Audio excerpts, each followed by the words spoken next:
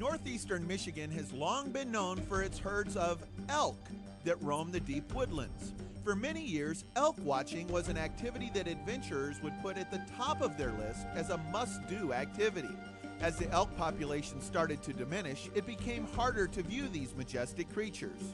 Realizing that there was a great demand for elk viewing, Thunder Bay Resort created a program which would guarantee its visitors a chance to see elk, as well as educate them about the species as a whole, all the while immersing folks in a wild setting.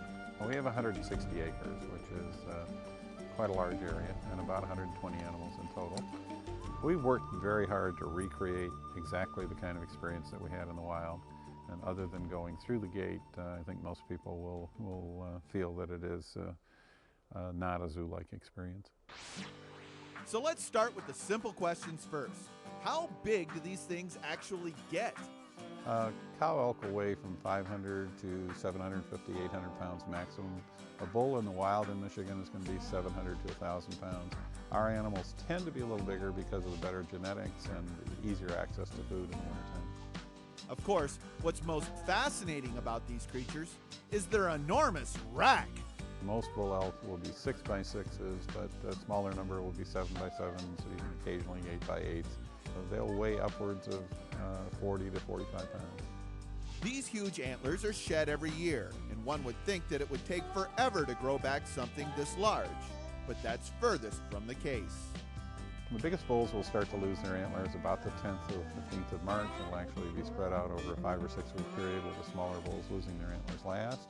And the growth starts almost immediately, within a week or 10 days. A little residual bleeding from the pedicle or the base of the skull when that antler falls off. The skin very quickly forms across that and starts to grow slowly, but when it's growing at its fastest in May and June, you can almost stand there and watch it. We're talking inch and a quarter a day when it's growing at its fastest. It's about a 90-day period for it to fully shape itself, and then another 6 weeks while it's converted from soft tissue to basically a bone-like structure. And all this growth is important because the elk's antlers serve a valuable purpose when it comes to establishing dominance in the herd. In the middle of August, when they're completed, it takes them just a day or two to rub the dying skin or velvet off. They immediately begin to fight and compete, because only the biggest, strongest, most aggressive bulls are going to be your breeding or herd bulls.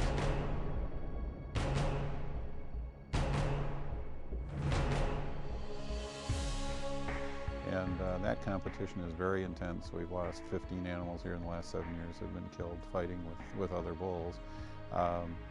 And it goes on at a pretty high level through about early November, and then it diminishes. Now don't let this aggressive behavior intimidate you. There's a large fence that separates you from the animals, which allows the opportunity to take a closer look. Yeah, we encourage guests to bring their cameras along with them, and we'll stop once or twice during the trip and give people a chance to get off and get some good photos to take home with them. That one in the middle down there, he's the one that'll charge the fence.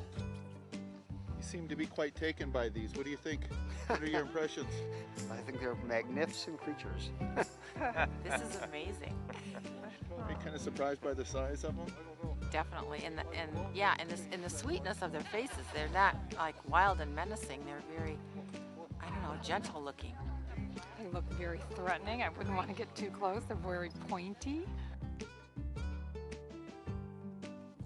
The elk viewing usually lasts about an hour, which includes a sleigh ride through the pristine forest, narrated information about the area, the elk, and of course stops along the way to view the animals. But perhaps the most welcome part of this trip is warming up at the Elk Antler Lodge, an intriguing atmosphere for those of all ages.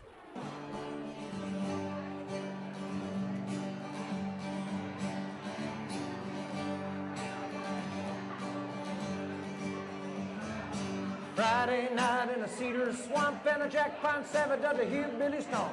Hoot and holler till the crack of dawn. Come Monday morning, got our work clothes on. We'll get them inside, get them warmed up. We do a wine tasting that features wines from Stony Acres Winery, which is the first one on the Sunrise side. A little hot soup and wine, and pretty soon everybody's feeling pretty comfortable. It's like stepping back in time. We cook dinner in front of you on a couple of 100-year-old wood cook stoves. It should be as fine a meal as you've ever had anywhere. In a little log shack, kiss my wife at least twice a day. And what's great food without great entertainment? If you're lucky enough to visit on the right weekend, you'll get to enjoy the side-splitting sounds of Mike Ridley. St. Ignace is a place for me. First town you come to in the UP. Hot pasties and cold beer in the fridge. Keep downstate, give me that Mackinac bread. Mike Ridley performs here 3 or 4 times a year. He is a fabulous musician and a great comedian.